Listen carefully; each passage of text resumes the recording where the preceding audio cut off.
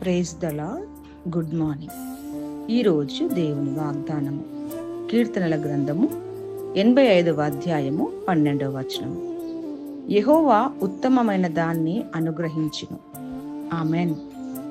ఈ మాటలు వింటున్న ప్రియమైన దేవుని బిడ్డ, మనము కోరుకుంటే, మనము ఆశిస్తే మంచిది కావాలని అనుకుంటూ ఉంటాం.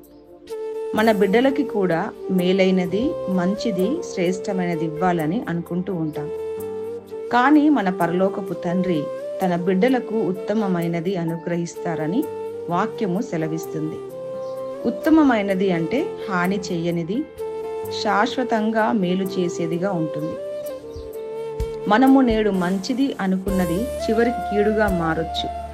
కానీ మన దేవుడు మన స్థితి గతి ఎరిగి ఉత్తమమైన ఆశీర్వాదము, మేలులు అనుగ్రహించే దేవుడు.